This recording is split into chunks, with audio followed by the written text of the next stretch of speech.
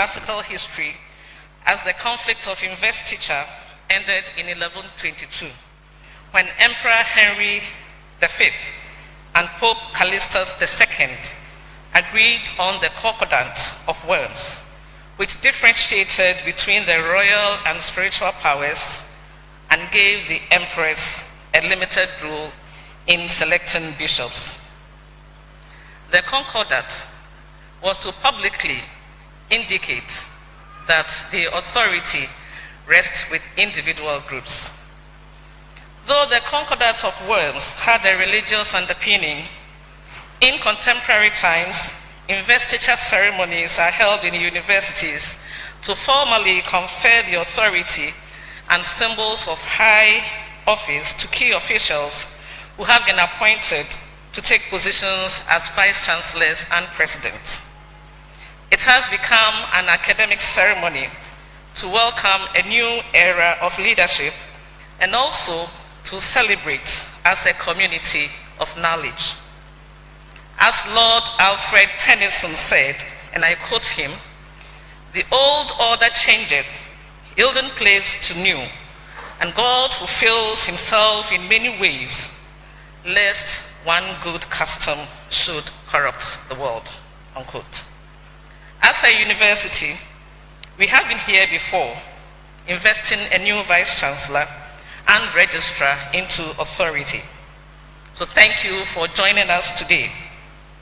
We are indeed honored and humbled by your response to our invitation. Your presence at this ceremony and your continued support for the University of Cape Coast shows that you truly love this university. We know that there are many others who would have wished to join us at this memorable occasion but couldn't attend because of the season. We will be reaching out to all our stakeholders, friends, and well-wishers live on ATL FM 100.5 MHz and on the University of Cape Coast's Facebook page. The program will also be telecast later on GTV. Ladies and gentlemen, as it is required, we have laid out the procedures for observing the COVID-19 safety protocols, and we encourage you to support us by observing them during the ceremony. Now, Chancellor, ladies and gentlemen, on behalf of the Chairman and members of the Governing Council of the University of Cape Coast, it is my pleasure to welcome you to the investiture of the 12th Vice-Chancellor and the 13th Registrar of our noble institution. Welcome to the University of Cape Coast. Veritas Nobis Lumen.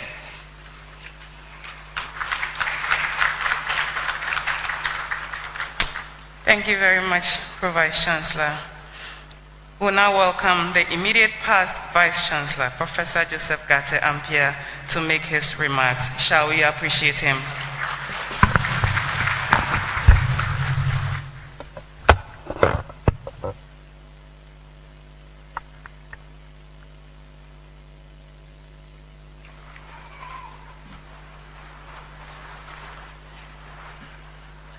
Sir Chancellor, Honorable Minister in charge of tertiary education, permit me to stand on the protocol already established for acknowledging dignitaries and invited guests to make my remarks. We have been together through approximately 3 years and 8 months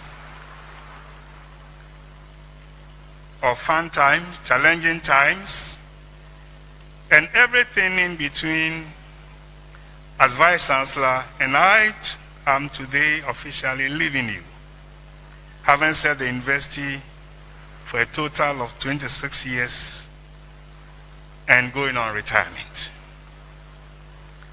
I came almost 4 years ago with a vision to build upon what others before me have done and to chart a new course for the university. I believe through the help of the Almighty God, I have achieved my vision for the university, and I have done what we can all see visibly.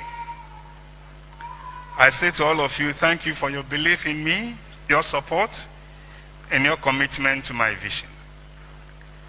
None of us achieve in isolation, and the successes we've enjoyed together have been the result of our mutual cooperation and collaboration. It's been a pleasure and a privilege to have worked alongside with colleagues who understand and are prepared to work with me. I also learned lessons from those who misunderstood and opposed me, and they know I've tried to accommodate them throughout these years.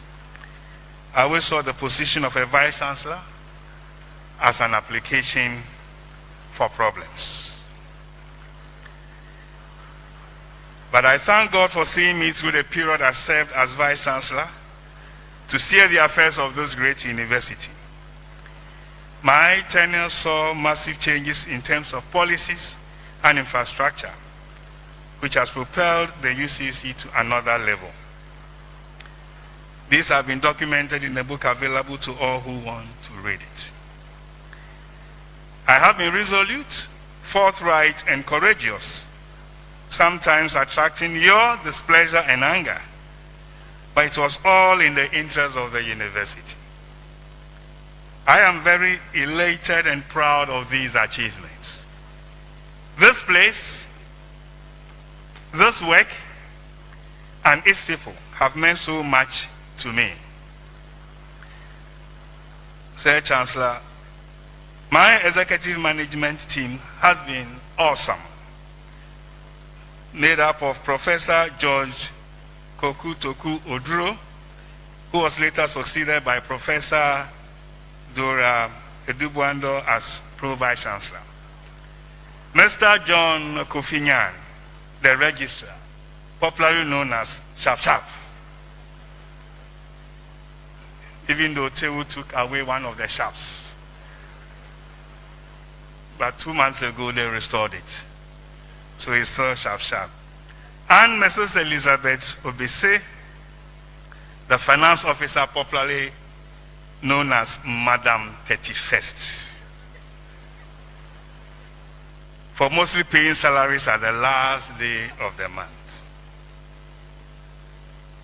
If she gets the opportunity, she will introduce 31st into February.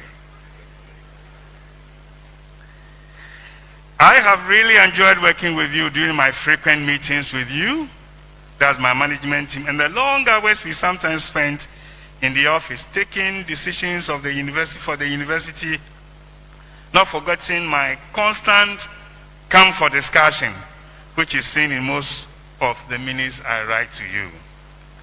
I cannot forget my indefatigable and committed office staff, Dr. and Mrs. Georgina Asi Owusu, Ms. Catherine Boyson, and the 3 Mensahs in my office, Victoria Amosa Mensah, John Mensah, and Isaac Mensah.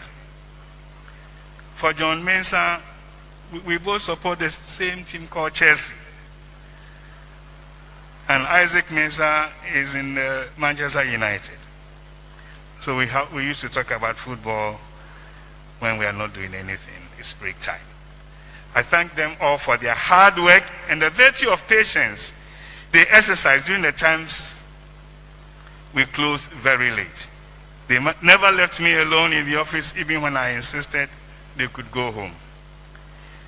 I have not been perfect, as I've had my weaknesses as a human being, but I did my best in the face of great adversity, interesting court cases, and malicious newspaper publications engineered from within the university.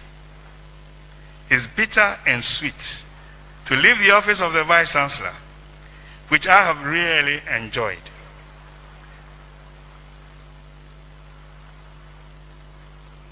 But the world is a stage, and all men and women merely players.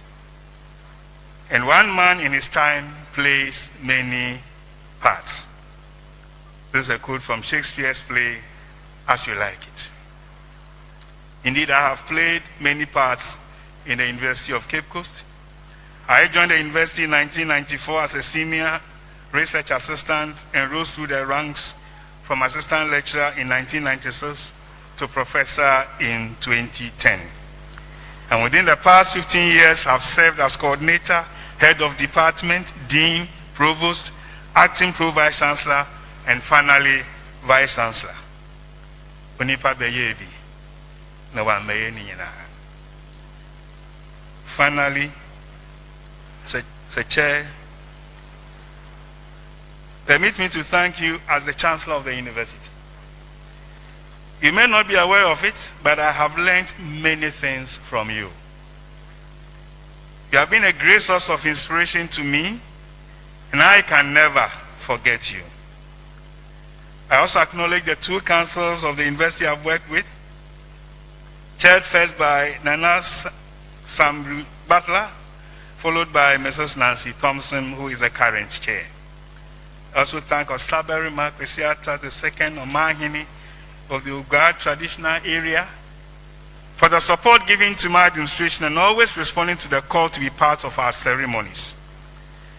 I wish to acknowledge with gratitude the Honorable Regional Minister, Mr. Kwame Duncan, for your support. You have been frank and firm in your dealings with the university and my administration. I've enjoyed the meetings we have had with you. I do also remember the chiefs and people of the 8 communities in and around the university and the many management community consultative meetings we have held together. Despite all the quarrels and disagreements with some university policies and the fight over university land, thank you for being a part of a great family of staff, students, and community members. Thank you for providing accommodation for our students and workers. Please, community members, chiefs, and elders, continue to amicably coexist with the university. How can I forget you, my provosts, deans, heads of departments, coordinators, directors, both academic and non-academic, union leaders, student leaders, as well as teaching and non-teaching staff. You have been awesome in spite of all things. I am so proud of what we have been able to build together, and I've enjoyed working with every one of you. I hope you all do not miss me too much, and that you will continue making UCC the University of Competitive Choice. To all those who have sent me congratulatory messages acknowledging my contribution to the university, I say thank you. I pray for God's guidance, good health, long life, and peace for all of you and your families. To God be the glory. To the new Vice Chancellor, Professor Johnson Nyarko Boampong, I congratulate you and wish you well, and will support your administration in whatever way possible. I will therefore not do anything to undermine your administration. Welcome to the bittersweet position of a Vice Chancellor. And may the Lord be with you, guide you, and protect you as you embark on the journey of application for problems. May God bless you all and make our university great and strong. Thank you. So that was the Vice Chancellor of the University of Cape Coast, Professor Joseph Gate, Vice Chancellor of the University of Cape Coast.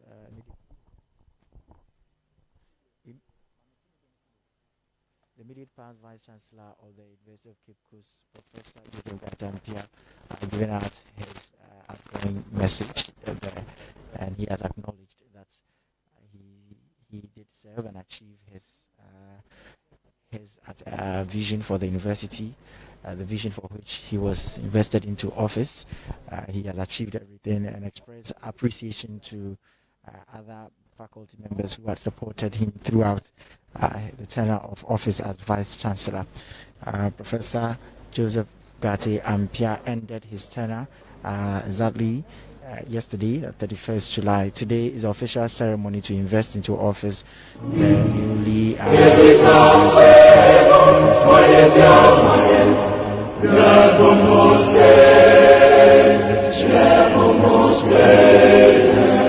Investigation Center here at the University of Cape Coast.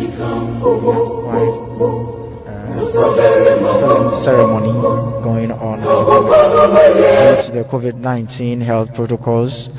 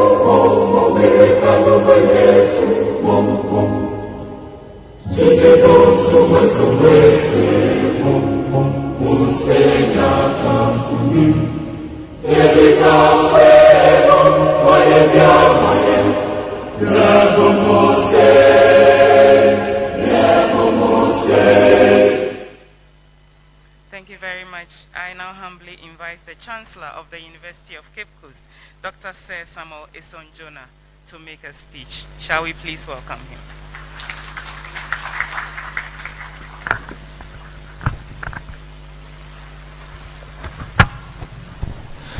So now we will have the Chancellor of the University of Cape Coast, Sir Sam Esonjona, to address the gathering here, officially introduce the Vice Chancellor and perform the ritual to introduce the new Vice Chancellor.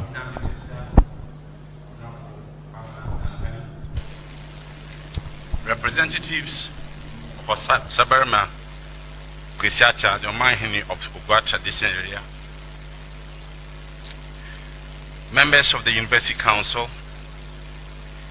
the Executive Secretary, Vice Chancellors of Ghana, the Executive Secretary, NCTE, the Executive Secretary, National Accreditation Board, Vice Chancellors of sister universities, our Pro-Vice Chancellor, immediate past Vice Chancellor and former Vice Chancellors, immediate past Registrar and former Registrars, Provosts, Deans and Directors, members of convocation, distinguished guests, friends from the media, ladies and gentlemen.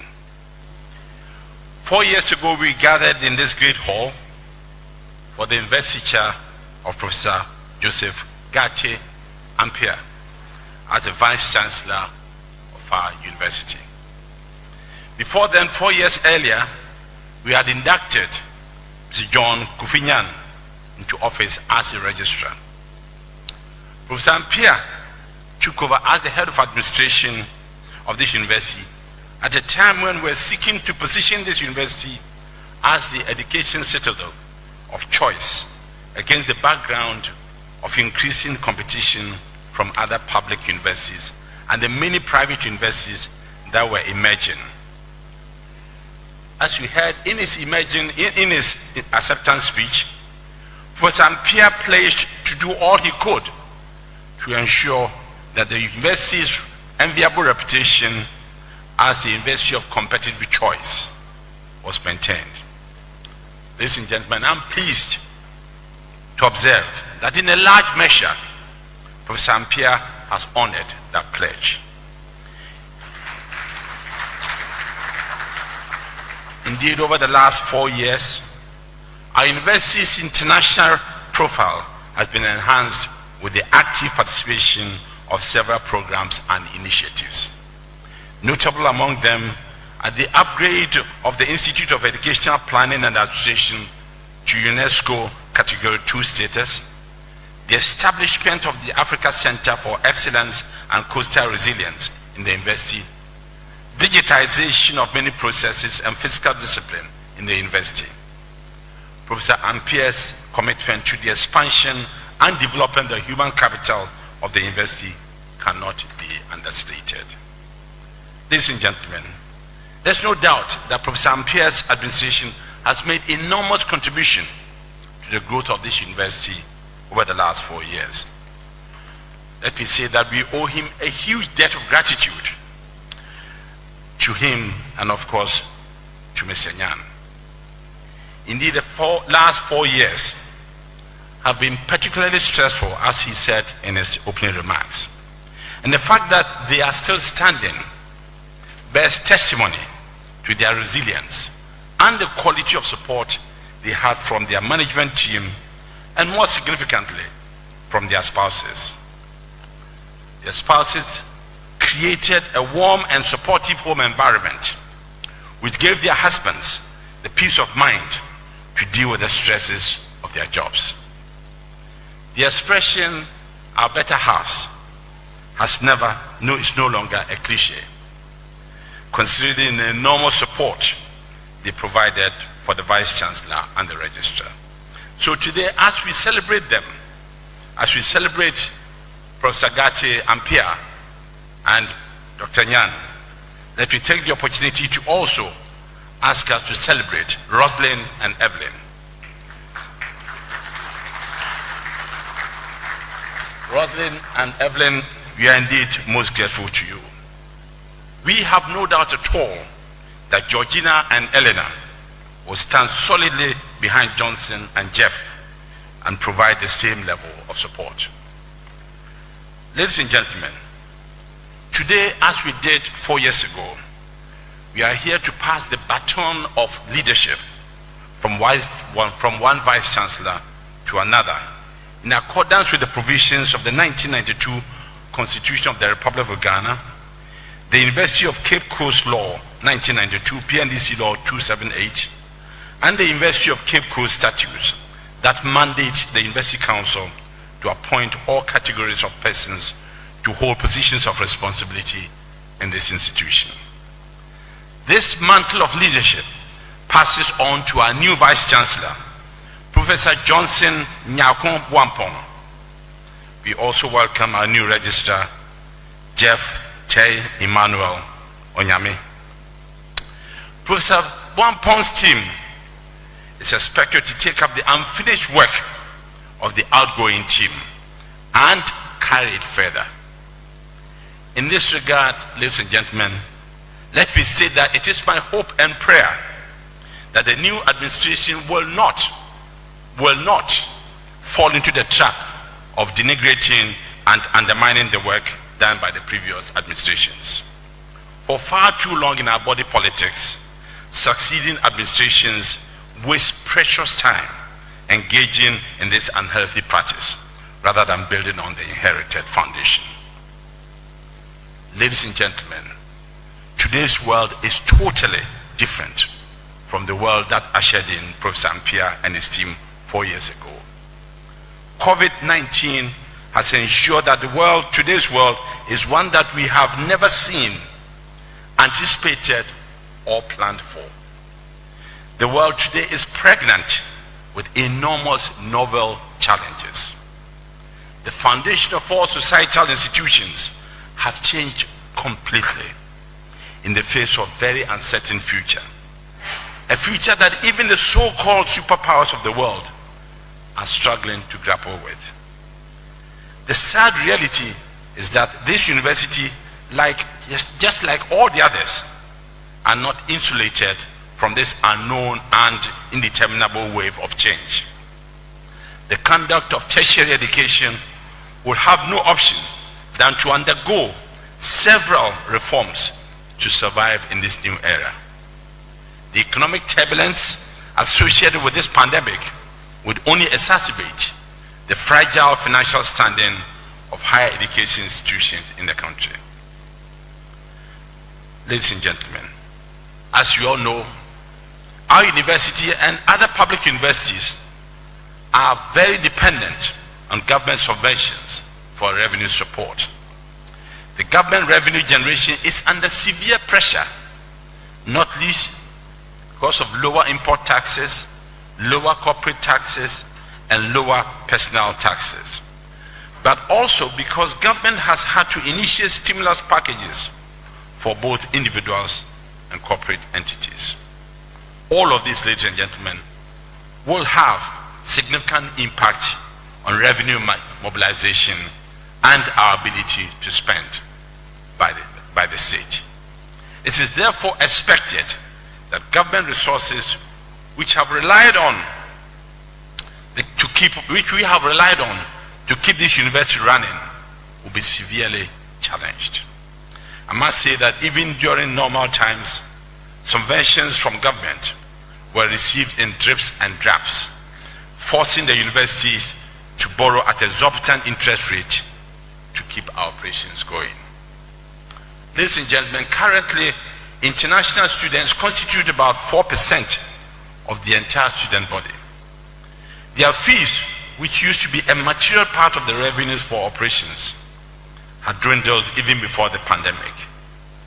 And in the likely event that the pandemic is not arrested, there could be even more of a severe shortfall to our already challenged accounts. In these uncertain times, ladies and gentlemen, we need to explore to the fullest all revenue-generating opportunities. We need, therefore, to be entrepreneurial.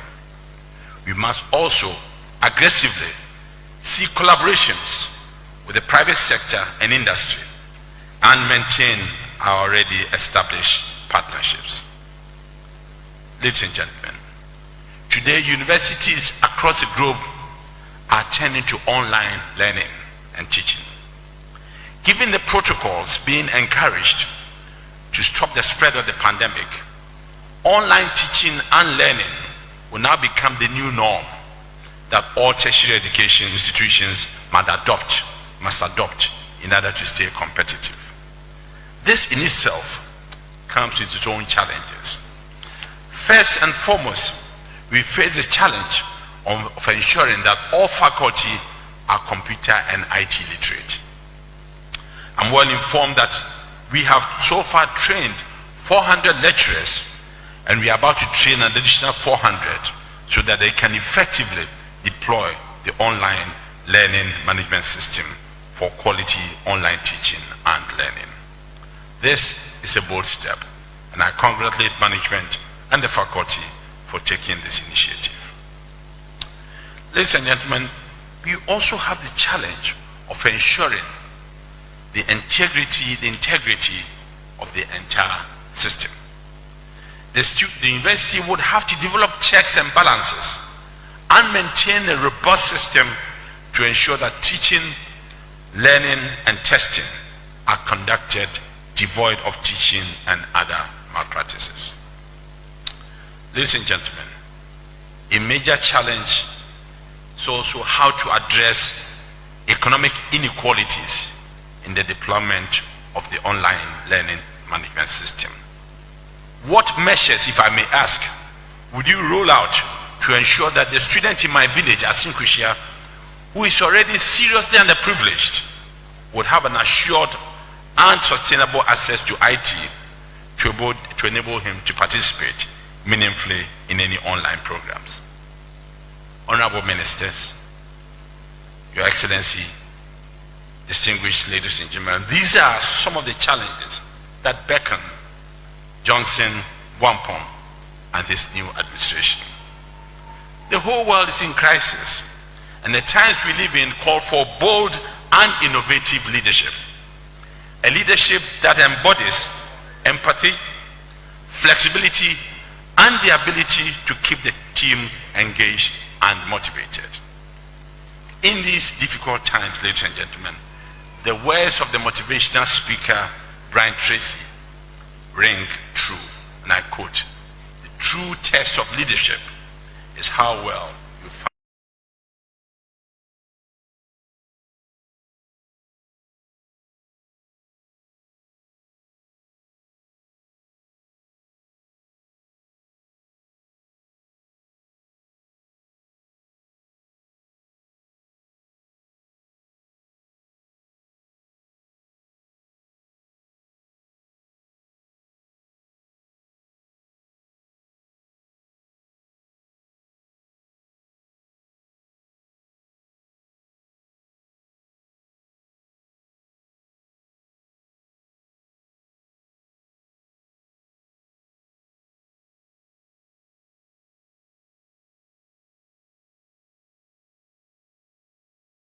Ladies and gentlemen, our new Vice Chancellor is not new to this campus.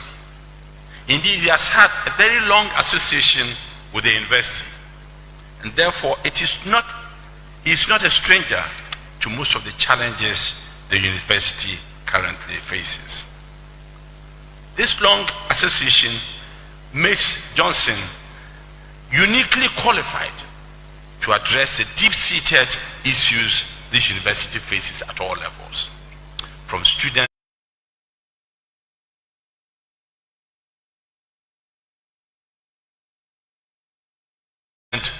through faculty levels, all phases that fortunately Professor Boampong has traversed in his past. Let me, however, sound a note of caution, and it is this that longevity, if not well managed, can become a liability. It can result in the stifling of new ideas, initiatives, innovation, and thinking outside the box, though these attributes are desperately needed in great measure as we face our contemporary challenges.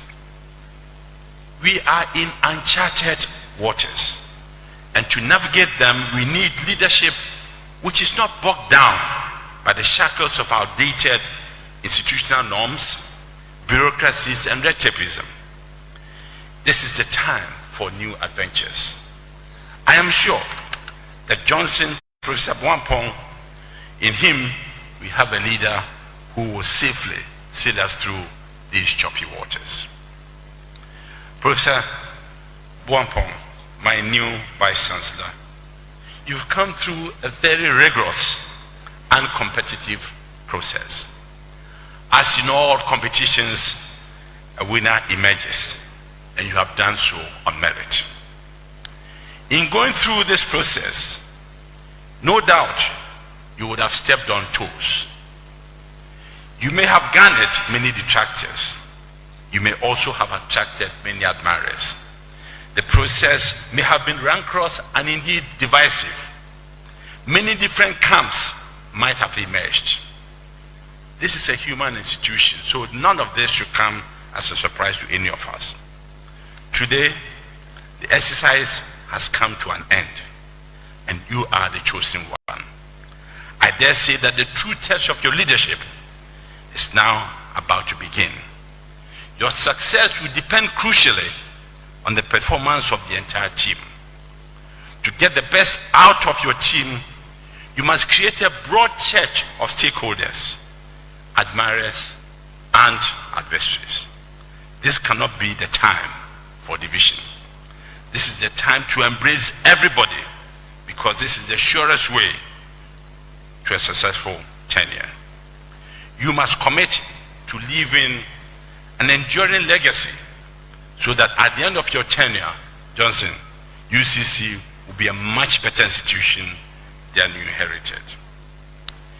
You are very, very lucky that you have a huge reservoir of goodwill from all your the predecessors that you've had. All of them are very well represented here. If I were you, I'll tap into their experience and wisdom. I have no doubt at all that you will do that.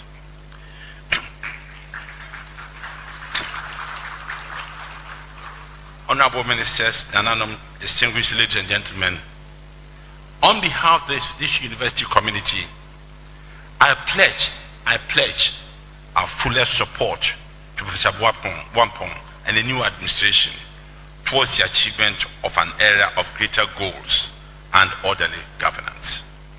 We wish you God's strength, wisdom, and guidance, and all the best of luck in your execution of the task ahead. Ladies and gentlemen, once again, let me welcome you to this investiture. Thank you very much indeed. So that was the Chancellor of the University of Cape Coast, Sir Sam Ison Jonah, who has given his welcome address and admonished the incoming administration to be resilient, to be forthcoming, to be ingenious, especially at a moment where the world is in crisis. He touched on a number of issues that the new administration would have to deal with in order to be able to keep the university up there in the international scene as the previous administration did. Now, very soon we will be presenting the registrar. That will be a formal introduction of the registrar, who will soon be invested, followed by the Vice Chancellor. Professor Abigail Opoku-Mensah is leading that. To kindly be upstanding. Thank you. Profile of Jeff Teye Emmanuel Onyame. Jeff Teye Emmanuel Onyame holds a Master of Philosophy, Administration in Higher Education, and a Bachelor of Arts, Secretariatship, in addition to a Diploma in Education from the University of Cape Coast. He also holds a Certificate of French Language Proficiency from the Centre International de Recherche et d'Études de Langue, Village du Lomé, Togo, Benin. Mr. Onyame is a professional administrator and a fellow of the Chartered Institute of Administrators and Management Consultants of Ghana, a member of the Council for Advancement and Support of Education, and an affiliate of the Institute of Public Relations, Ghana. He is also a member of the Ghana Association of University Administrators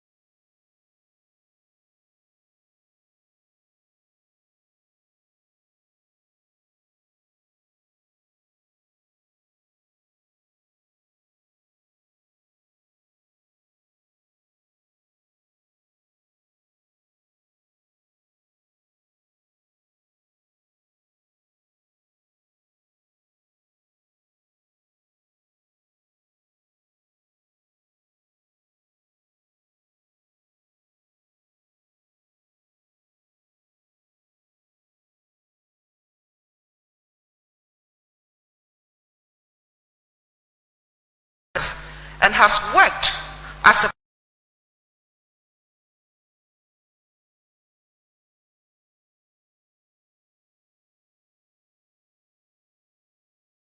to the general public. He also spearheaded the creation of Alumni Relations Section within the division, now Directorate of Public Affairs. Mr. Onyame proposed and secured the establishment of the Vice Chancellor Trans-Bank Scholarship Scheme for indigents of the communities in and around the university. He played a key role in the rebranding of the University of Cape Coast through a robust communication strategy arising from surveys carried out. He has attended a number of training workshops and conferences, either as participant, facilitator, or resource person, and these include NCTE-sponsored Senior Academic Leadership Training Program for senior university managers, Carnegie Corporation-sponsored Strategic Communication Workshops, Management Development and Productivity Institution short course in Human Relations and Communications, and many, many, many more. Mr. Onyame has served either as secretary, member, or chairman on various boards and committees, statutory and ad hoc, of the university, including the Academic Board, Academic Planning and Management Committee, Board of the School of Graduate Studies, University of Cape Coast Student Financial Support Committee, University of Cape Coast Confucius Institute Board, Affiliated Colleges of Education Board, Administration Appointments and Promotions Committee, and the Committee on the Amendment of the University of Cape Coast Law, PNDC Law 278. He was secretary to the Cape Coast Technical University Search Committee for Vice Chancellor. Over the long period of service at the university, Mr. Onyame has gained considerable knowledge, experience, and competence in higher education administration and leadership. He has a record of success in serving committees, international exposure, ability to network in French, and knowledge of the University of Cape Coast. Mr. Onyame has to his credit a number of reports, memoranda, and publications in the area of higher education administration. Mr. Onyame is married to Mrs. Eleanor Efua Onyame, and they have two daughters, Stella Gifty Asi Onyame and Jasmine Lois Erukwa Onyame. Thank you. That was Professor Bigolopuku Mensah introducing the registrar of the university, Mr. Jeff Teye Onyame. Now that he has been introduced officially, the Chancellor, Sir Dr. Sam Isonjona, will now invest him officially into office. You're here at the New Examination Center here for the investiture of Professor Johnson Nyarko Boampong as Vice Chancellor and Mr. Jeff Teye Emmanuel Onyame as the Registrar. Chancellor Sir Dr. Sam Isonjona has mounted the podium to perform that significant and memorial ritual of officially investing him into office as the registrar for the University of Cape Coast. This is live on ATL 100.5 and getting you with a live feed at the moment here. Registrar of the University of Competitive Choice, University of Cape Coast, please step forward.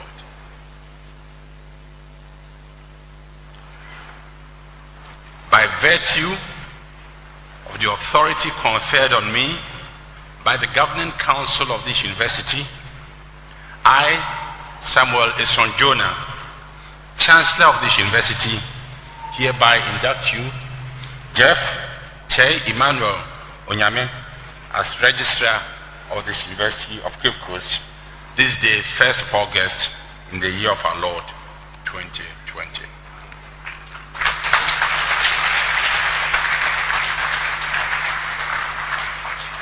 I'll now request that you swear the oath of office.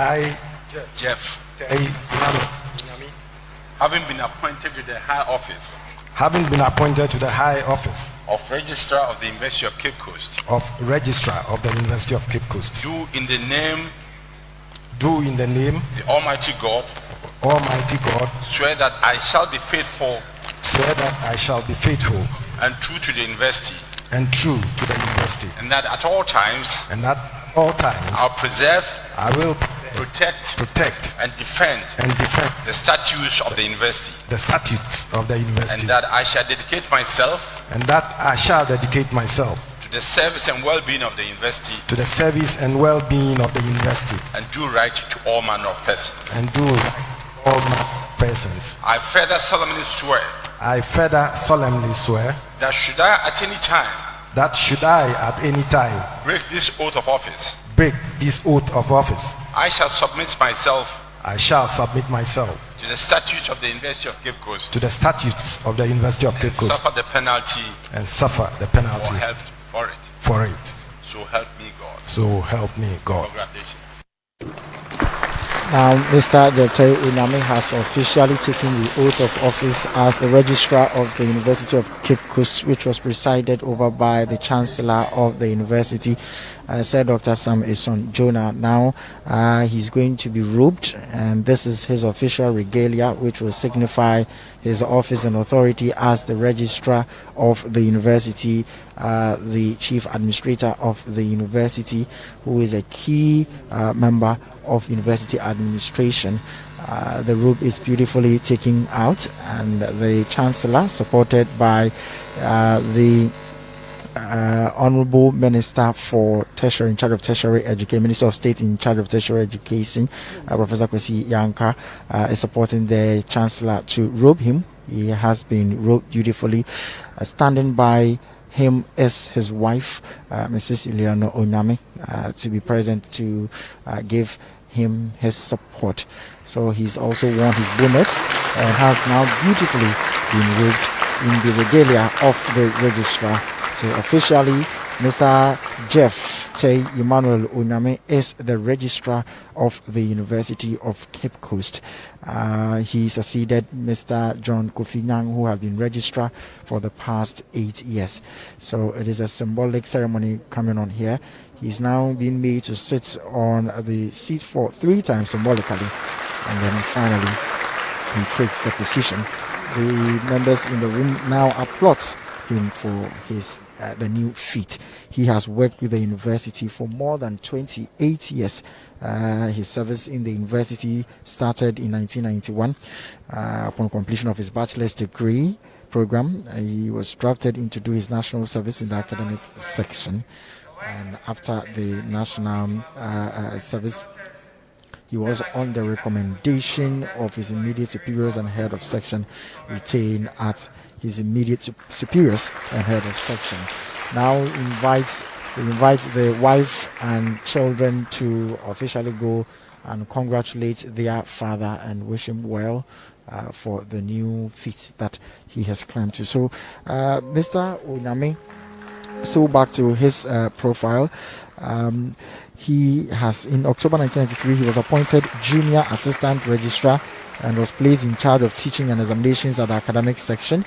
In 1994, he was posted to the office of the Vice Chancellor, where he served as Administrative Secretary under 2 Vice Chancellors over a period of 8 years. The family present a bouquet to their father as a sign of their appreciation to him and exchange pleasantries. Such a beautiful scene to behold.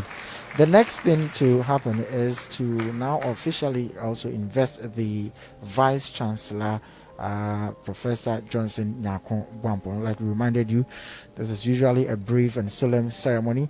For the COVID-19 pandemic, celebrations today has been reduced. Numbers coming in have been reduced, and all members present in here are being ensured to observe strictly to the COVID-19 protocols. We are taking some brief statement for the new registrar. Registrar of the university, I can take over my functions.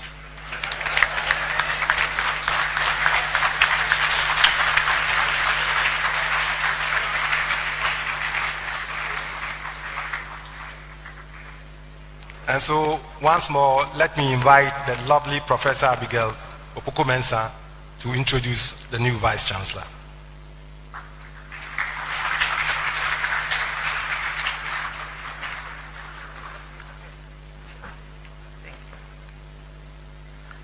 Again, at this moment, I humbly ask Professor Johnson Nyarko Boampong to please be upstanding.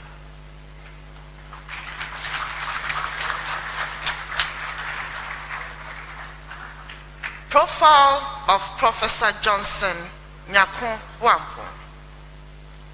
Professor Nyarko Boampong is a pharmacist and biomedical scientist and the immediate past provost of the College of Health and Allied Sciences, University of Cape Coast. He is a fellow of the Institute of Medical Education and Research, India, and a C.V. Raman scholar.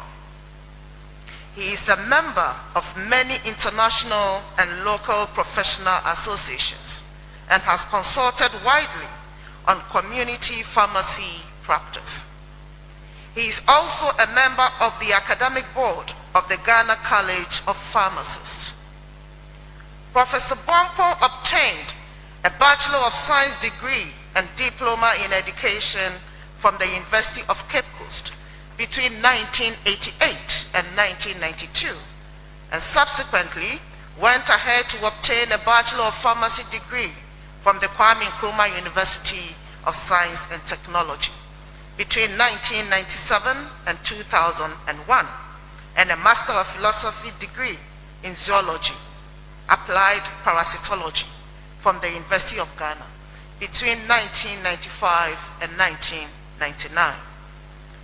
Professor Boampong's passion for knowledge and interest in academia led him to pursue further studies abroad, where he obtained his PhD in tropical medicine between 2004 and 2007 from the Tokyo's Women's Medical University, Japan, as a Japan International Cooperation Agency scholar. Thereafter, he was awarded a postdoctoral research fellowship at the Postgraduate Institute of Medical Education and Research, Chandigarh in India, as a C.V. Rama scholar in the year 2011. Professor Boampong's multidisciplinary research interests span from biomedical sciences to pharmacy. These research areas include parasitic diseases, drug-resistant parasites, drug discovery, and targeted drug delivery. He has contributed enormously to his field and has more than 60 scholarly publications in peer-reviewed journals to his credit. He has taken many professional courses abroad and has presented his research findings at different international conferences. He has also received training on higher education management from local and international organizations and has gained enormous practical administrative experience in university administration. Professor Boampong has taught parasitology and supervised undergraduate and postgraduate, MPhil and PhD students with diverse backgrounds. His contribution towards the training of postgraduate students, especially PhD candidates, has been recognized by the university, and he was awarded Best PhD Thesis Principal Supervisor and Co-Supervisor for graduating students from the College of Health and Allied Sciences and College of Agriculture and Natural Sciences, respectively. This was during the 2016-2017 academic year. Some of his students have been appointed as lecturers in universities in Ghana and elsewhere. He has also mentored many lecturers and has served as external examiner to either universities in Ghana. Now, some community service and notable achievements of Professor Boampong. Professor Boampong has risen through the ranks and has been at the forefront, providing academic leadership in relevant sections of the university. He became provost of the College of Health and Allied Sciences after completing his 3-year term as the Dean of School of Biological Sciences. He headed the Department of Biomedical and Forensic Sciences for 5 years, prior to becoming Dean. During his tenure, he led the department to establish the following: Certificate in Herbal Medicine, BSc Biomedical Sciences, BSc Forensic Sciences, an MPhil and PhD in Drug Discovery and Development. He also promoted the establishment of a functional laboratory to advance research in the School of Biological Sciences. As Dean, he ensured the renovation and refurbishment of other laboratories, planting of new seedlings in the botanical garden, and enhanced international collaboration. As provost, he has enthusiastically championed the establishment of the School of Pharmacy and Pharmaceutical Sciences, which runs Doctor of Pharmacy PharmD program. Again, working with international partners and playing a leading role, Professor Nyarko Boampong has facilitated the development of the Bachelor of Science in Biophysics and MPhil in Medical Physics curricula. These programs have been completed and being processed at various levels for accreditation. Professor Nyarko Boampong has worked with successive vice-chancellors of the University of Cape Coast to promote internationalization of the university. He has actively served the university since 2001, and on the basis of assessment of his profile and reports, he is considered a respected scholar, teacher, and entrepreneur by professional colleagues. As part of his service to the community, he established Biomed Pharmacia, a community pharmacy that provides pharmaceutical services to the university community. He is also the proprietor of Creative Academy, a basic school situated at Mimpasam, a suburb of Cape Coast. Professor Boampong is a Christian and is married with children. Thank you. Professor Abigail Opoku-Mensah has given a brief history, profile of Professor Johnson Nyarko Boampong. Now, Registrar Mr. Teye Emmanuel will invite the Chancellor of the University, Sir Dr. Samuelson Jonah, to administer the oath of office to Professor Johnson Nyarko Boampong. Sorry, let him who has come to be inducted as a Vice Chancellor of this great university please step forward.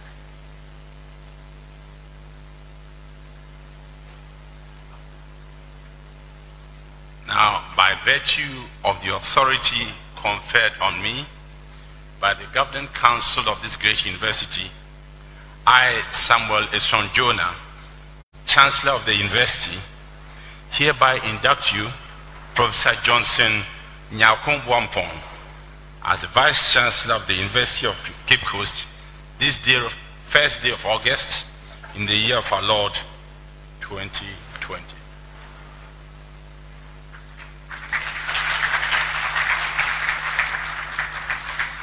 I can help you to swear the oath of allegiance, the oath of the office. I,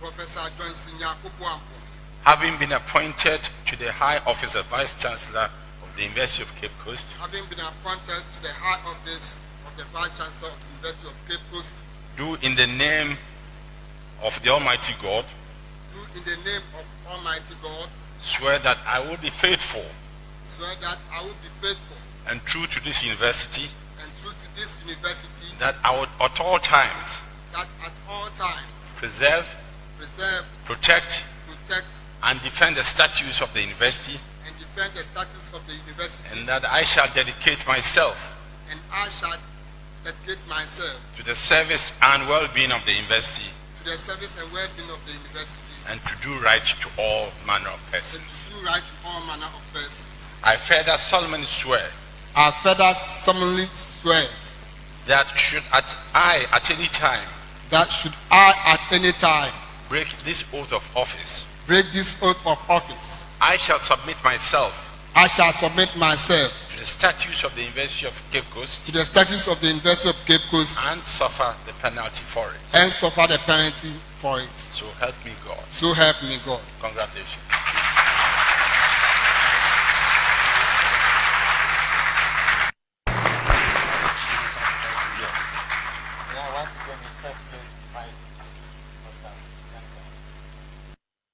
So Professor Nyarko Boampong has taken the oath of office as the Vice Chancellor. As the Vice Chancellor of the University of Cape Coast, and he's also going to be robed beautifully in his regalia, which will signify the authority of his office. Supported by him is the Minister of State in charge of tertiary education, Professor Kwesi Anka. The wife, Mrs. Nyarko Boampong, is also standing by the husband, and beautifully he's being decorated in the regalia, the gown that's investing officially into the office.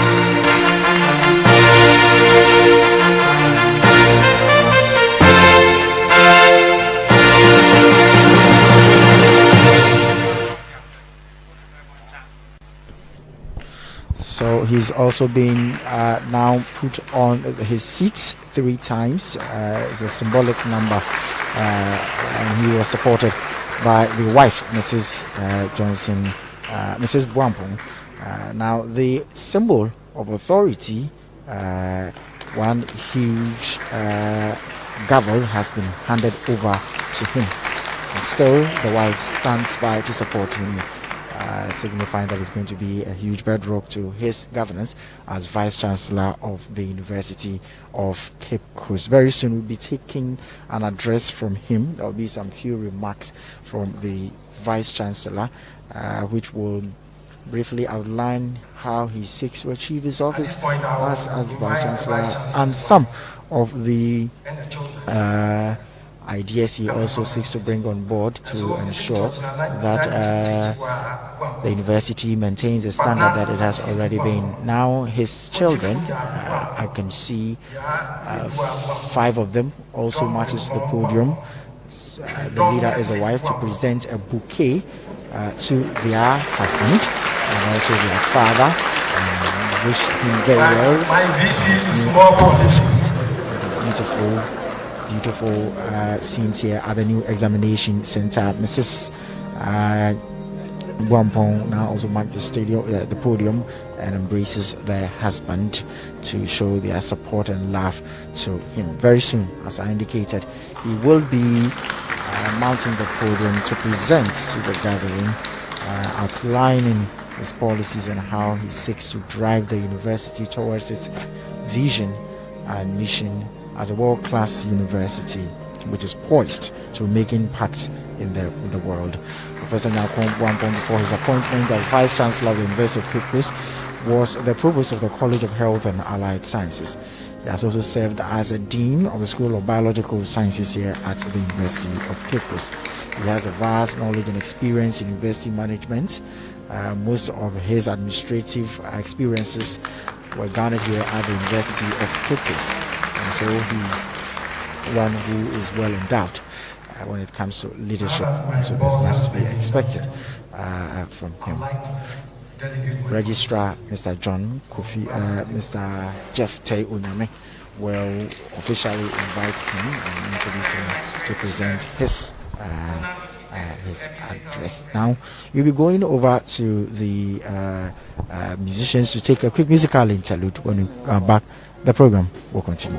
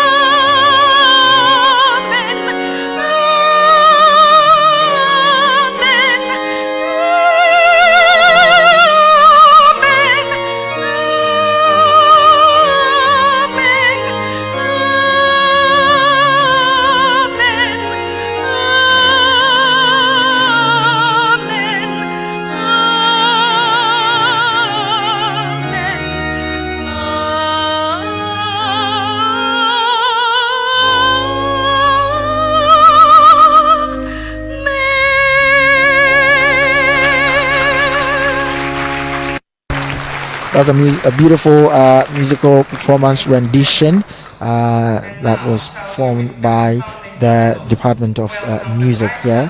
Now, Vice Chancellor of the University of Cape Coast, Professor Johnson Nyarko Boampong, will officially address the gathering here. This will be his first statement to the university community since his appointment and investiture as Vice Chancellor of the University of Cape Coast. Professor Johnson Nyarko Boampong took over from Professor Joseph Gate Ampia. Vice Chancellor of our great university, I want to give my address. Chancellor of University of Cape Coast, Sir Dr. Sam Jonah, Honorable Minister of State for Tertiary Education, Professor Kwesi Yanka, Honorable Minister for the Central Region, Mr. Kwamina Duncan, members of the University Council, Pro-Vice Chancellor UCC, Professor Dora Francisca Edubuando, the Registrar, Mr. Jeff Teye Emmanuel UCC, the representative of the Omahin of Oga Traditional Council, the representative of the Asibro Otuosrebo Omahin of Jabin Traditional Area and Chairman of Council of State, the Japanese Ambassador to Ghana, His Excellency Sotomu Himenu, Japan International Cooperation Agency, Country Representative for Ghana, Liberia, and Sierra Leone, Iraqi Yasmichi Sama, former Vice Chancellors and Vice Chancellors of sister universities, former registrars, the registrar, the representative of the moderator, Presbyterian Church of Ghana, Reverend Muta Ano, members of the clergy, executive secretaries of AAU, NCTE, NAB, and VCG, Chairman NAB, members of convocation, members of UCC family, alumni of UCC, students, invited guests, members of the press, ladies and gentlemen, good morning. Ohayo gozaimasu in Japanese. Sir Chancellor, I'm honored and humbled to stand before you as the 12th Vice Chancellor of our great university.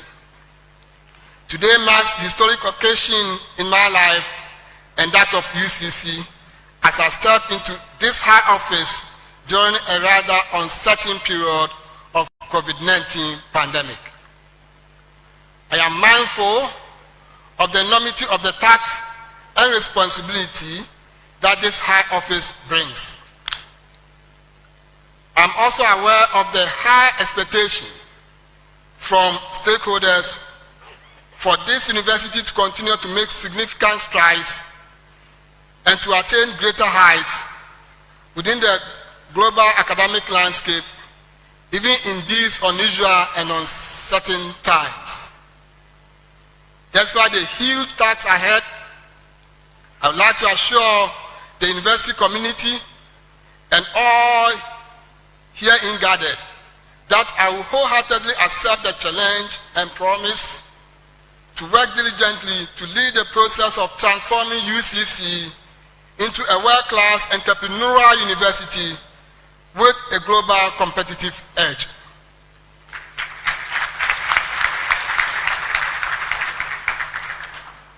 Sir Chancellor, permit me to begin by thanking God Almighty for His grace and mercy and for this singular opportunity to assume the leadership of this great university as a Vice Chancellor for the next 4 years. I wish to acknowledge and thank my immediate family, particularly my wife, Mrs. Georgina Nyarko Boampong, children, and my parents, Mr. Samuel Nyarko and Madam Elizabeth Redria. Also my uncle, Mr. Nyarko Boampong, the extended family, colleagues, and others who are here present today for their support throughout the years. They have stood with me in good times and also in challenging times. I I also wish to mention the special support I received from JICA for my doctoral studies abroad. Their tremendous support is part of the reason I am here today, and I hope that they will continue to help me and the university at large.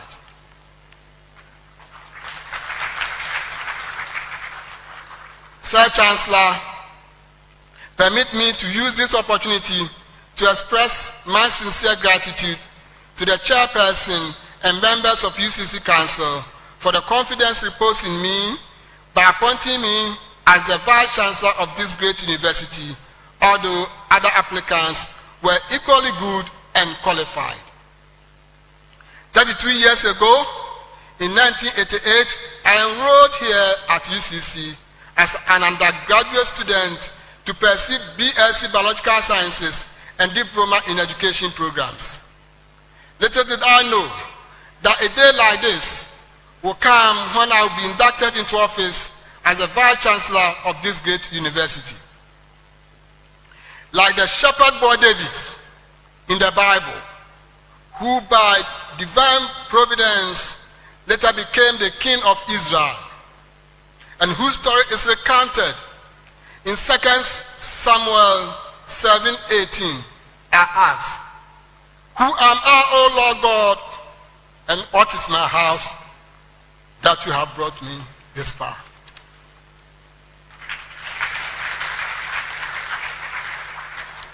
Sir Chancellor, the significance of this biblical allusion is to bring to the fore my own personal conviction and philosophy that God indeed rules in the affairs of men, and he is the only determiner of our destinies.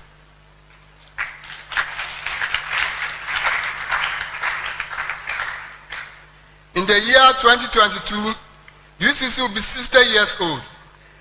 It is a once-in-a-generation opportunity to be leading a university at such an important time in our history. It is my prayer that with the support of all stakeholders, we shall work towards the fulfillment of the vision and mission of this university. Sir Chancellor, ladies and gentlemen, in one of his patriotic songs, particularly Edikanfo Mo, which was just played, Dr. Ephraim Amu, one of Ghana's illustrious sons, invites us to reflect on the centrality of acknowledging the contributions of those who have come before us. On this historic day, I draw on the words of this song as an extended metaphor in expressing the sense of gratitude and deep respect I have for all the past chancellors and vice chancellors on whose foundation of solid academic leadership I stand today.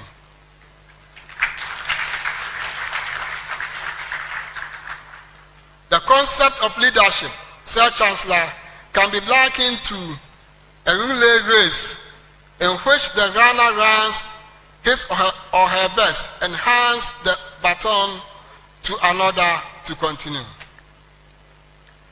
There are many people whose contribution to this great university will continue to resonate in the minds and hearts of us all, but the constraints of time will not allow me to name all. Can you permit me to pay glowing tribute to distinguished individuals like Professors K.N. Eisen, Samuel Ejapon, Emmanuel Adeoben, Nana Jane Opoku Ajiman, D.D. Kupoli, and Professor Joseph Gate Ampia, the immediate past Vice Chancellor.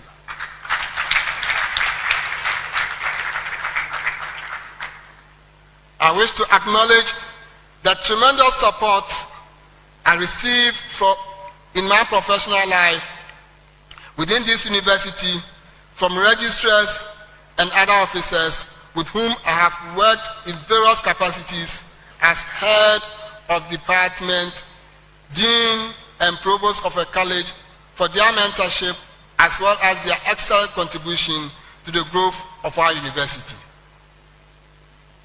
The collective efforts of these gallant personalities, with the support, commitment, and dedication of all academic and non-academic staff, as well as students, have contributed greatly to the enviable position that our institutions occupies in the tertiary education landscape in Ghana and beyond.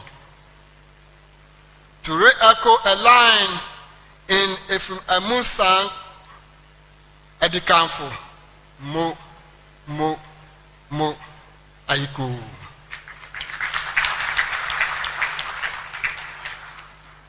Sir Chancellor, ladies and gentlemen, the subject for our critical reflection today is transforming UCC into an entrepreneurial hub, a call to action. There is an emerging trend and a global systemic shift towards the concept of entrepreneurial universities. Ladies and gentlemen, the concept of entrepreneurial universities within the higher education landscape is therefore not new. But what makes this emerging concept significant and appealing to me, particularly within these uncertain times, is how the COVID-19 pandemic has called to question existing paradigms and is attempting to redirect our focus to new and innovative ways of doing things.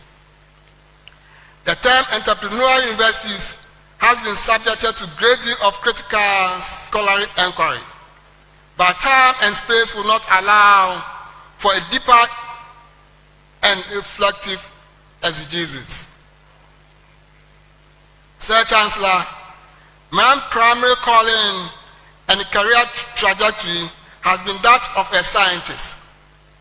But having served this great university in various capacities and interacted widely with both industry and academy throughout my professional life, I come to this academic conversation with an intimate connection and passion for innovation that the concept entrepreneurial universities evoke.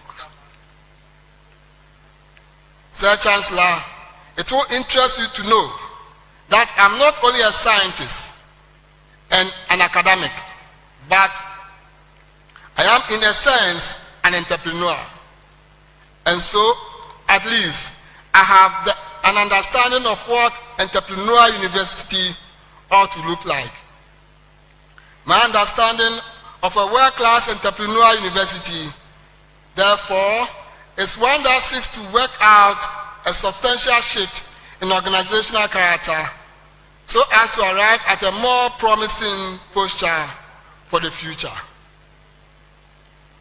Entrepreneurial universities, in my opinion, seek to become stand-up universities that are significant actors in their own terms. Again, in my view, entrepreneurial universities can mean three things. The university as an organization becoming entrepreneurial, the various units of the university developing entrepreneurial mindsets and turning themselves into entrepreneurs whilst interacting with the environment within which they operate. Sir Chancellor, as I take over the mantle of leadership today, I will build on the solid foundation that has already been laid by my predecessors who have set high standards of academic leadership over the decades.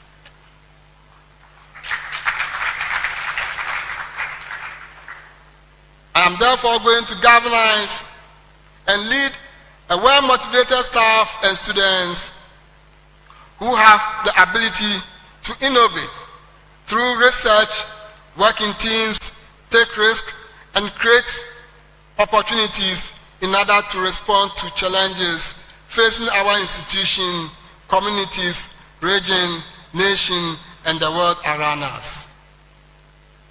A world-class entrepreneurial university, to my mind, must have structures and characteristics that differentiate them from others.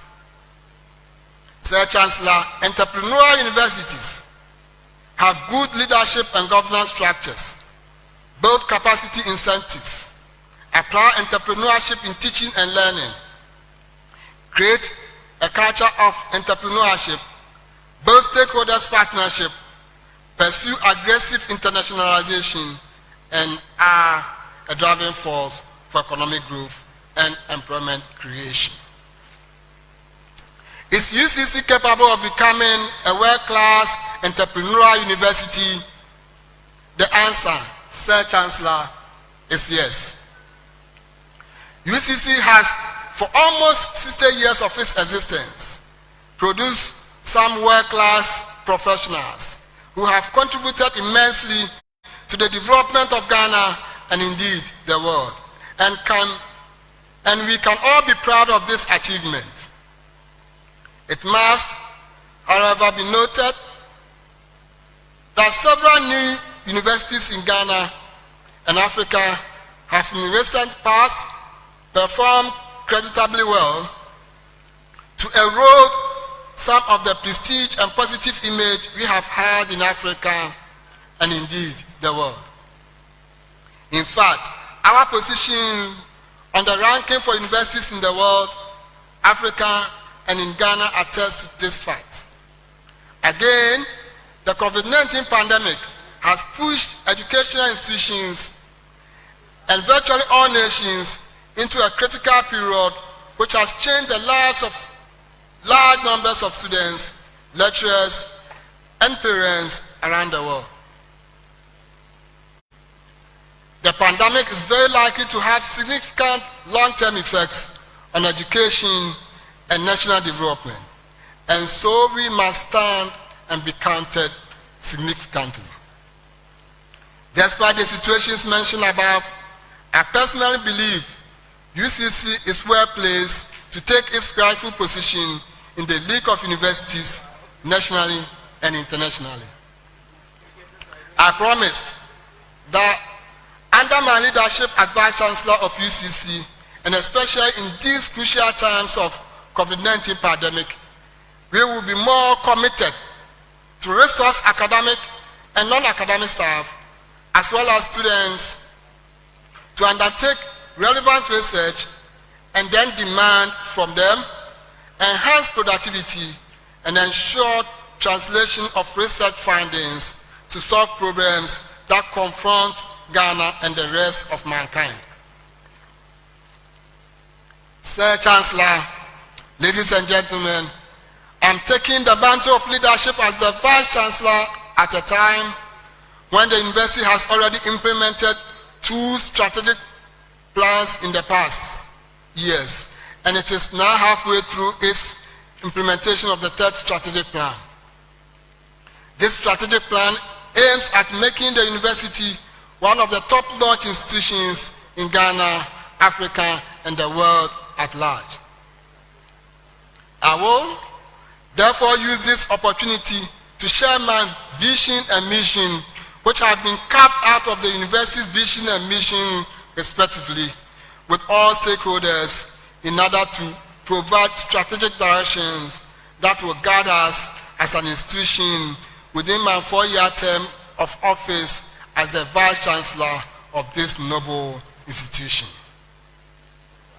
My vision is to reposition UCC as a global hub of creative thinkers, offering demand-driven programs integrated with practical entrepreneurial courses, and actively translating the product of its innovative research for sustainable development. My mission is to ensure that UCC creates a niche by providing equity,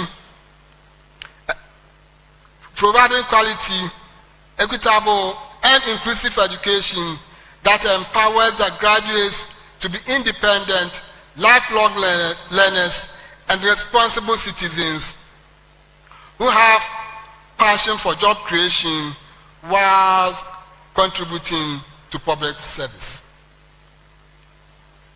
propose strategies to achieve my vision and mission. Sir Chancellor, ladies and gentlemen, within the next 4 years, I would like to provide exemplary academic leadership and operate an all-inclusive governance system by focusing on the following 5 broad areas to achieve my vision. 1, to increase students' intake and ensure their success and welfare. 2, to emphasize academic distinctiveness. 3, to generate additional revenue and maintain fiscal discipline. 4, to enhance visibility and promote internationalization. And 5, to create organizational culture and improve efficiency and effectiveness of governance system. Under my leadership, the university will work to produce ethically responsible graduates with employable and entrepreneurial skills. This requires a thorough audit of all academic programs at both undergraduate and postgraduate levels to promote harmonization in order to reduce duplication of courses at various departments. New demand-driven programs will therefore be introduced and a stimulus fund for STEM and entrepreneurship education created. The School of Business Incubation Center will further be developed and resourced to become the university-wide entrepreneurial center to be called UCC Design Thinking and Business Development Center. The center will collaborate with the Ministry for Business Development, Industry, Financial Institutions, and UCC Enterprise Limited to reinforce practical entrepreneurship and nurture the talents of students and assist them to create and manage their businesses and or possibly partner the university to run joint ventures.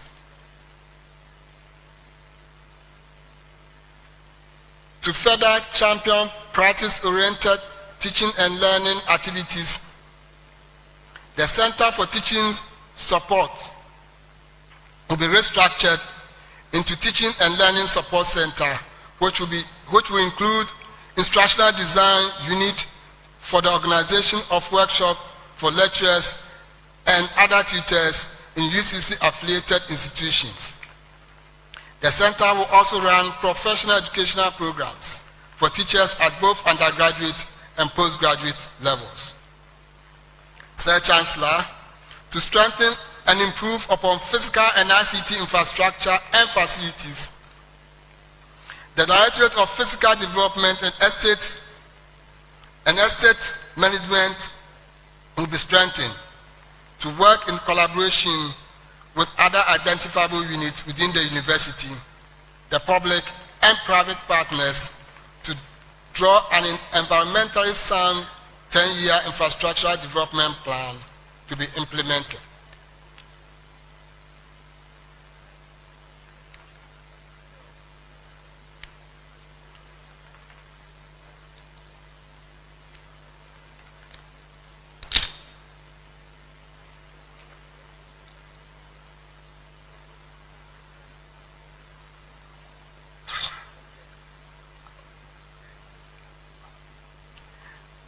The plan will cover the following: hostels, lecture theaters, laboratories, offices, and residential accommodation for staff.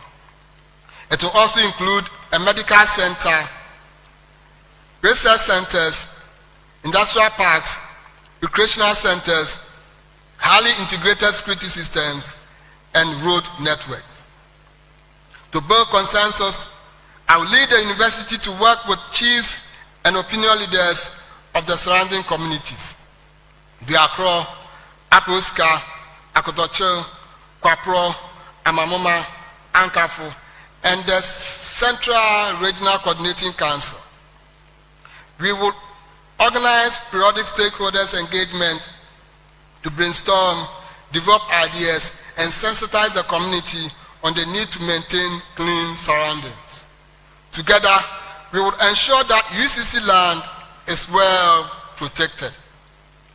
Sir Chancellor, the impact of entrepreneurial university on the economy requires a significant increase in research and development.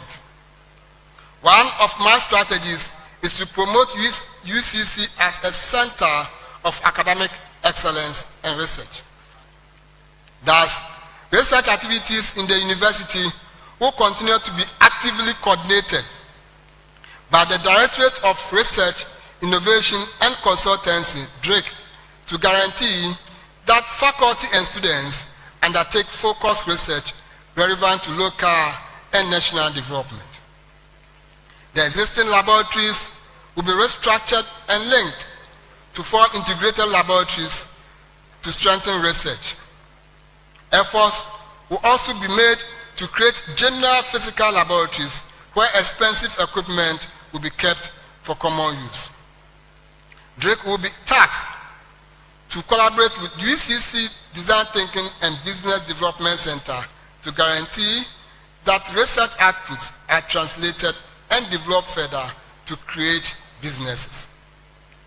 Furthermore, to make the university relevant to changing trend and also support various government policies, existing partnership with industry will be expanded by co-opting experts from industry to be part of the deliberations of departments, faculties, colleges for their expert advice and guidance.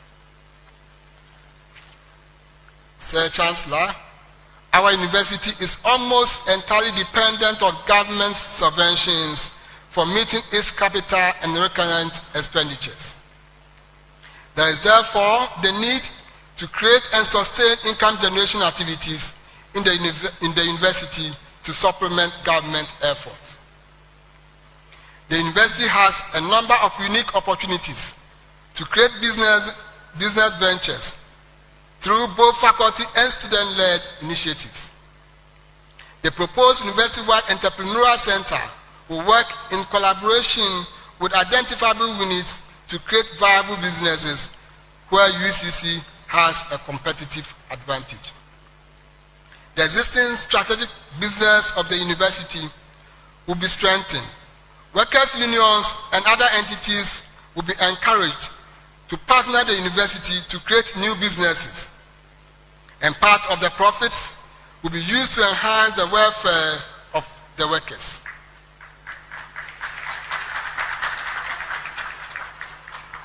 Similarly, financial disciplinary procedures to procure goods and services will be followed. Sir Chancellor, we will embark on marketing drives that seek to enhance the visibility and internationalization of the university. The Directorate of Academic Affairs will work closely with the Center for International Education and the colleges to advertise our programs by engaging prospective students either in their home countries or through Ghana missions abroad or reputable agents. Visibility will also be enhanced through a vibrant and well-populated website, diaspora engagement, and collaboration with Pan-Affairs Secretariat. Also, international and regional alumni association will be strengthened by liaising with institutional affiliation office. Sir Chancellor, to create an organizational culture and institutional governance system that provides leadership and equal opportunity, I will lead the drive to enhance institutional governance by operating an open door policy to promote effective communication among management, staff, and students whilst respecting the established channels of communication. Also, the strategic objectives of leadership will be communicated to all members of the university community. To fashion a new change-oriented character, the Directorate of Human Resources will be made to work with JICA to use the Kaizen philosophy to cultivate institutional identity and distinctive reputation by building a work culture aimed at increasing productivity and creating wealth. My administration will also set up a committee to review UCC status to make it more responsive to current happenings. Sir Chancellor, ladies and gentlemen, I would like to conclude by thanking all and sundry for the confidence reposed in me to lead the university for the next 4 years.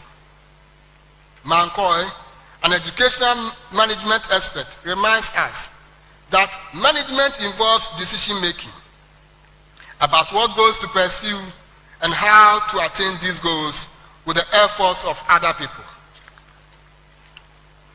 Drawing theoretical inspiration from this, I have set the tone by sharing my vision with all stakeholders as the newly appointed executive head of this university.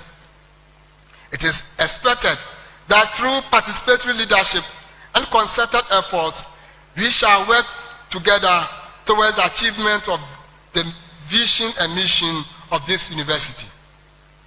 I promise to be transparent in all my dealings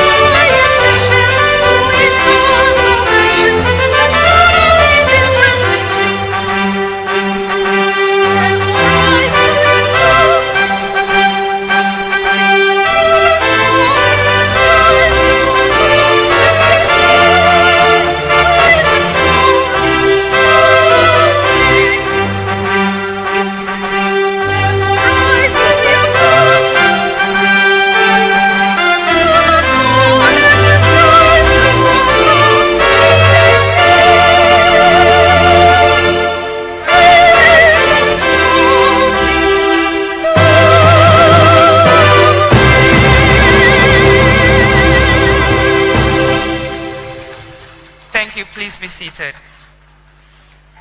We will now take two goodwill messages, and the first one will be presented by the Ambassador of Japan to Ghana, His Excellency Chotumu Himenu. Shall we invite him?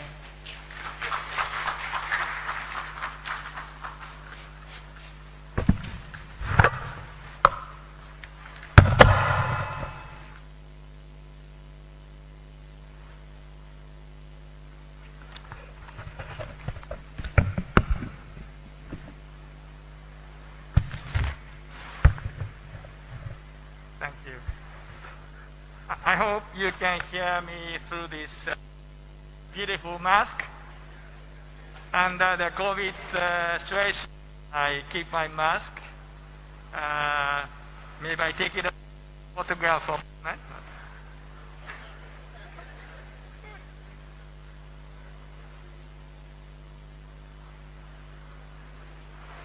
that. Chancellor, ministers, honorable ministers, and immediate former vice chancellor, and now the new chancellor, and also all others, all protocol observed. You may wonder why I am here, giving this privilege of sending best wishes to the new Vice Chancellor, but you heard he spent some important years in his academic life in Japan through the scholarship of Japan International Cooperation Agency. I'm very happy to be joined with, as was introduced, the Chief Representative in Ghana of the Japan International Cooperation Agency, JICA, Mr. Araki, there as well. You may be also anticipating I will tell some mischievous past of the new Vice Chancellor while he was in Japan. Particularly now you know he spent his years at Tokyo Women's Medical University. Unfortunately, I have no such mischievous record to share with you. On the contrary, he was exemplary student. Of course, you are not surprised, but I attest to that. Now, because of the time, I will limit my remarks short. And in any case, you will not remember the details of what I'm going to say. There are two things only I'd like to leave with you. One, that the Japanese ambassadors were here because of our happiness to be associated with a new wonderful Vice Chancellor. But secondly, also to say, I am very happy. I'm very happy, so I like to amplify my happiness by saying not only I'm happy, but I say, maniaji. Also, I wonder whether my pronunciation works, but minaminshe, and also mepo jijo, mupo elie, and Emmanuel Yaga. Because I noticed that among these, Maniaji communicate the best. So I conclude by saying, Maniaji Papa.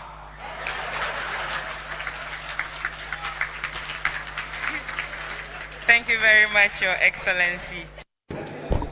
That was the Japanese ambassador to Ghana, Chotumu Himenu, giving a brief address to the gathering here. You know, the Vice Chancellor had his PhD in Japan. The next to give brief remarks is the Minister in charge, Minister of State in charge of Tertiary Education, Professor Kwesi Yanka, who is also going to give a brief remark.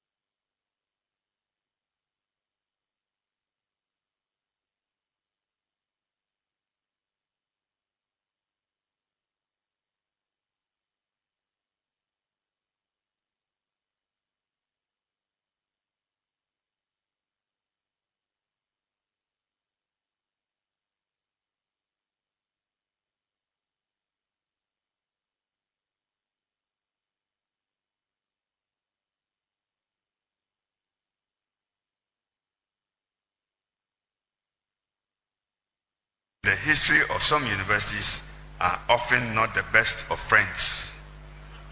But pardon me, UCC, if traditions here deviate from the norm. But today is indeed a day set aside for Professor Boampong, the just inducted Vice Chancellor, and Jeff Onyame, the new Registrar.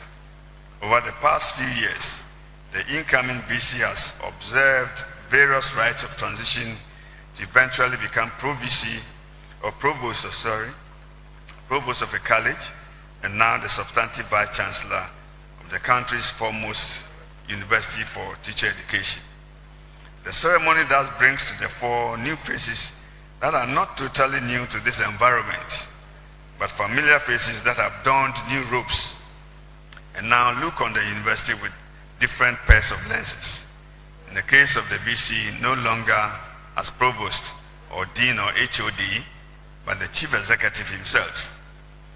Indeed, the new robes Professor Boampong wears today are not simply symbolic.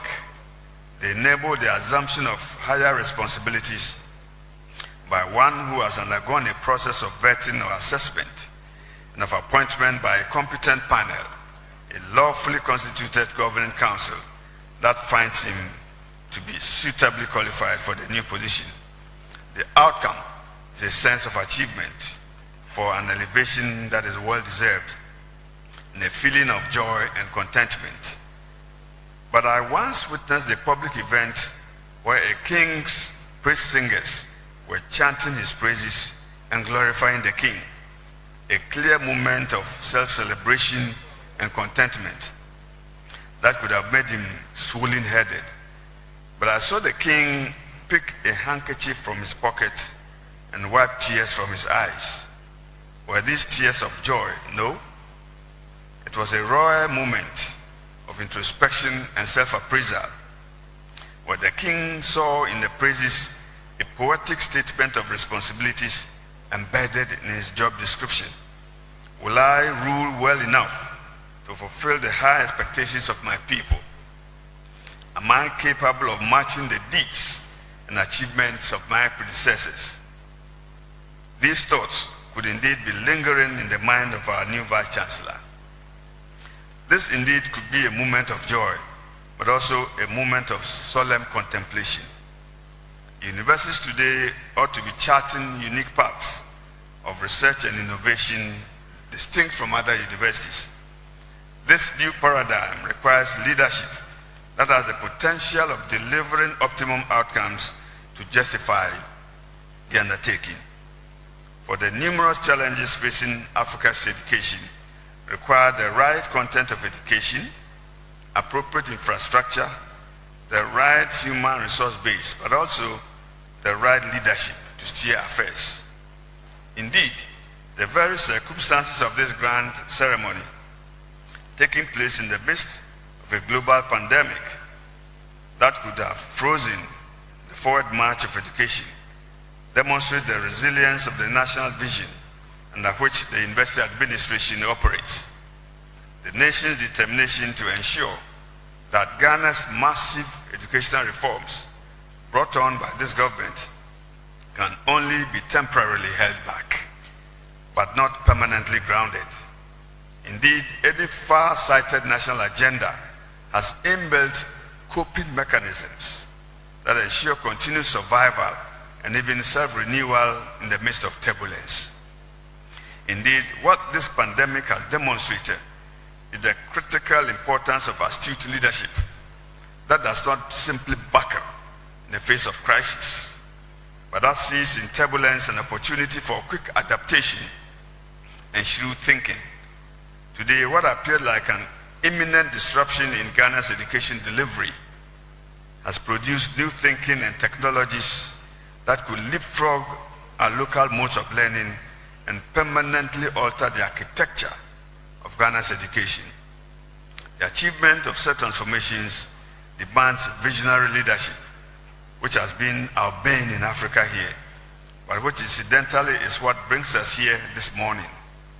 The induction of new leaders in this university who should not buckle in stormy weather, but should have the courage to dream of landmark transformations in teacher education that will significantly impact development. Today, it is not surprising that emerging trends in tertiary education will now make online learning more of a new norm than an exception, and face-to-face interaction the emerging exception in education delivery. The past 3 months in our turbulent educational experience have produced quick thinkers and consumers in this sector that have suddenly come to terms with the import and comfort of new educational technologies. In the midst of these changing trends in education, one needs dynamic and restless leadership that considers change as positive disruption and commits to quickly adapt and swim with the tide. Ladies and gentlemen, let me not lose focus and turn this message of goodwill into an entrance exam for vice chancellors. This is a joyful moment. Let me extend congratulations once again to this renewed leadership of vice chancellor and registrar. And finally, let me remind one and all that these two newly inducted administrators are not in this alone and will require the total cooperation of faculty, administrative staff, and the entire student body. But let me also finally congratulate the University Governing Council and the outgoing Vice Chancellor, Professor Teye Emmanuel, for enabling such a seamless transition. Thank you very much.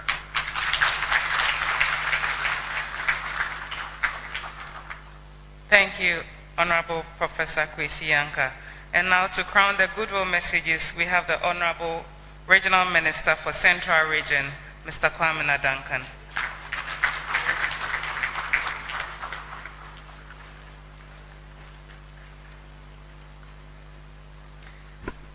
The Chancellor of the University, Dr. Samuel Eson Jonah, the Minister of State in charge of tertiary education, Your Royal Majesty Osaba Makwesiata, all of us, ladies and gentlemen, are eminently acknowledged. I first want to say thank you to Professor Gatampia and Mr. John Kofi Nyan.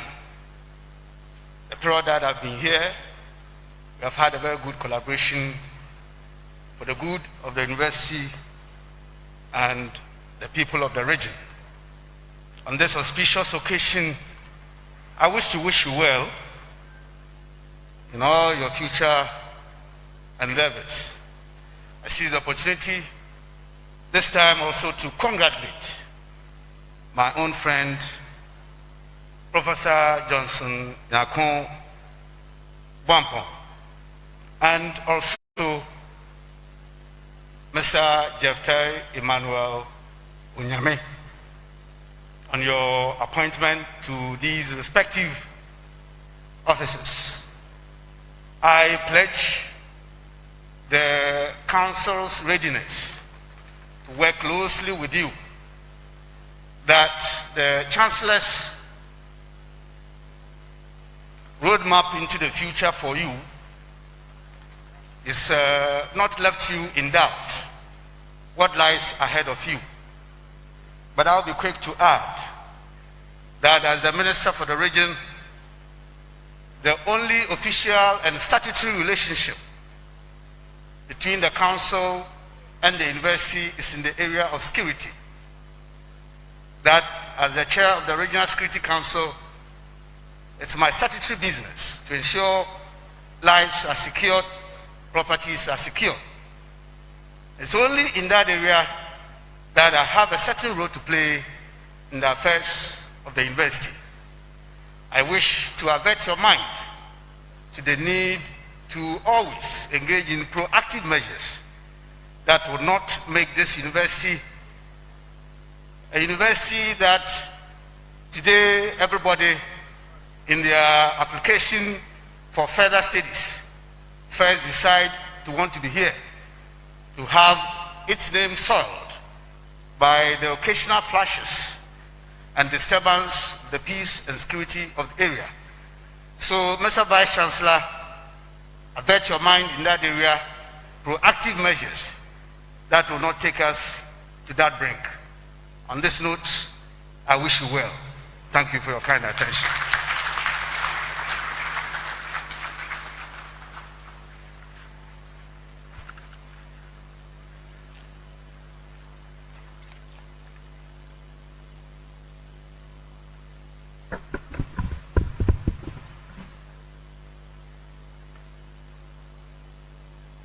Hello. You know, COVID has sent us back a number of perhaps years. So people have covered their faces and it's difficult getting to know who you are dealing with. Because of that, I would like to take away the mask in a certain form. That is by acknowledging some of the people you see here. Let me start with our Chancellor, who is presiding over this morning's ceremony, Sir Dr. Sam E. Jonah.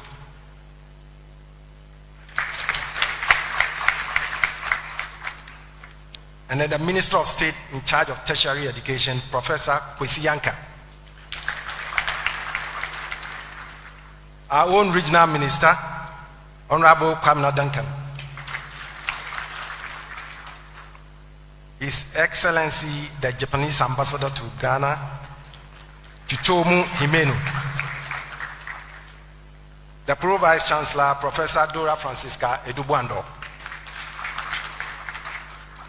And we have our landlord, the Ogwamanhin, in the person of Osabarima Kwesiata II. And his right-hand man, Nana Kwesi Enu III, Chief of Kokoadwa Pilska. Then we have the Chief Representative of JICA, that is the Japanese International Cooperation Agency, Araki Yasumichi. Now let me go on to counsel our employers. I cannot forget counsel. Because of social distancing, we've been placed in such a way that you don't get to easily see them or recognize them.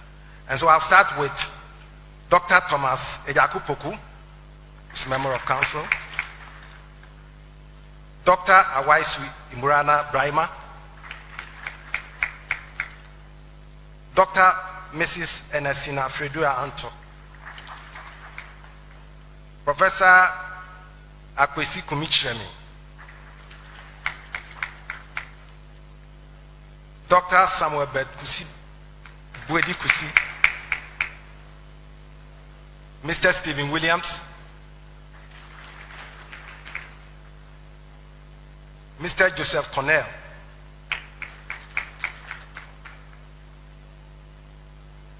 Mr. Kobna Sam Bentienchil. And now let me move on to the Vice Chancellor of the Cape Coast Technical University, Right Reverend Professor J.D. Owusu Setre. The Vice Chancellor of the University of Environment and Sustainable Development, Professor Eric Nyarko Sampson, our own.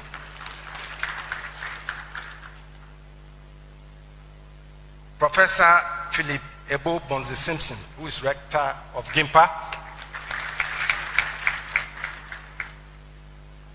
We have the immediate past Vice Chancellor of the University of Cape Coast in the person of Professor Joseph Gate Ampia. The immediate past Registrar, Mr. John Kofinyan. And actually we have past Vice Chancellors from 2001 to date here, starting with Reverend Professor Emmanuel Aduobin,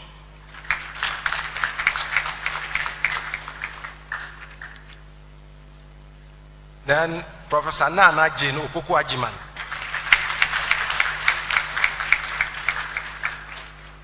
Professor Domwini Dabire Kumpole. We have past Pro Vice Chancellors too, in the persons of Emeritus Professor Kobna Yankson, Professor George K.T. Odro. We have our past registrars here as well. Mr. Samuel Kofi Ohene. If I had seen this earlier, I would not have mentioned the Samuel. I would have said S. Kofi Ohene. Dr. Isaac Ohene. We have the registrar of Takrady Technical University here in the person of Moses McLean Abnori.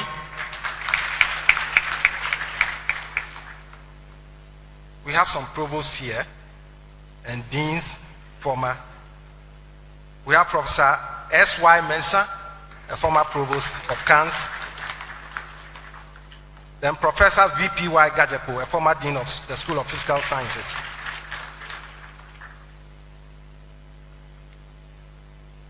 Nana Kusi Apia, president of national president of the UCC Alumni Association.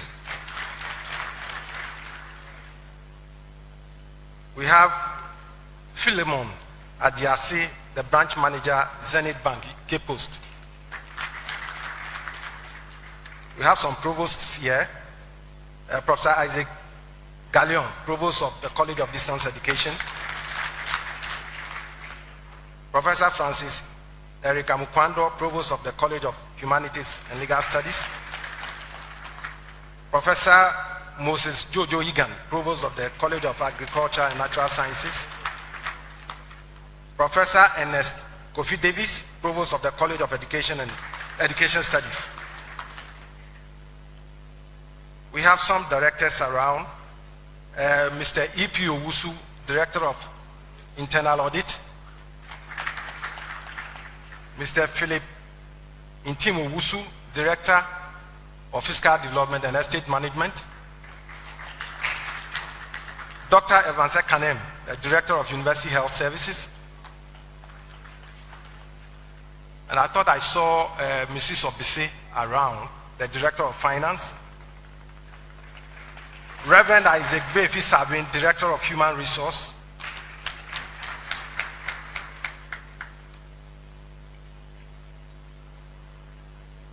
And I have Dr.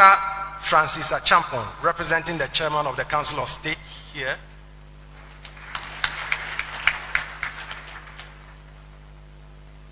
I understand he's also board chairman of the Ghana Highways Authority.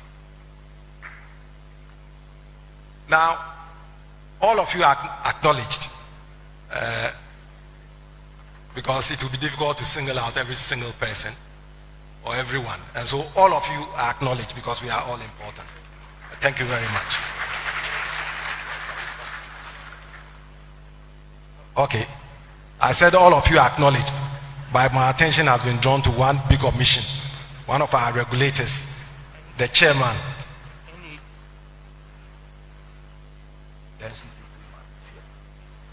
Okay.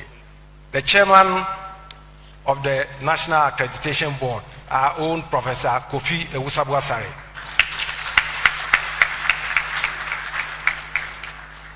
And then we have Professor Eriko Pokumensa, Vice Rector of GIJ.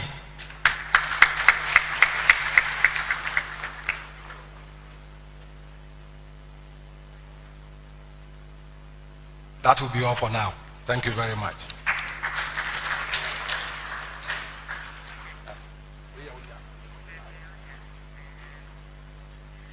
Thank you very much, Registrar. We will now take the closing remarks from the Chancellor.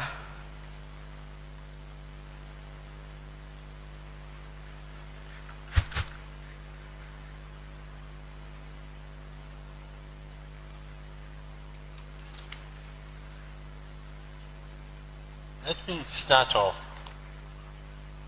with an apology.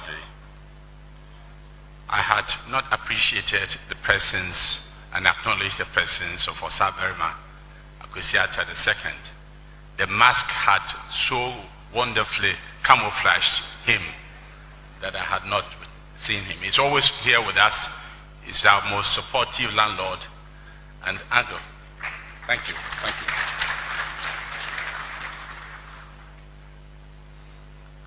Minister of State for Tertiary Affairs, my brother, Professor Kwesi Yanka, Sabarima Kwesi Atta II, our Regional Minister, Kwamna Duncan. Please, all protocol observed. On behalf of the Governing Council of the University of Competitive Choice, this great university of ours, University of Cape Coast, I wish to express appreciation to all of you for honoring our invitation to attend this very, very important ceremony. For all those who are traveling back to your various homes, I wish you a safe journey to your respective destinations. And let me say, it gives me the greatest pleasure to declare the Assembly dissolved. Thank you very much indeed. Thank you.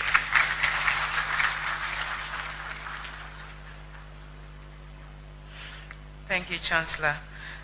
Two quick announcements. Once we step out of the hall, there will be a photo session right outside. And this is where we bring in an end to this morning's investiture for Professor Johnson Nyarko Boampong as Vice Chancellor of the University of Cape Coast and Mr. Teye Emmanuel UCC. It came up here at the new examination center. Now, Council is going to recess to exit the office to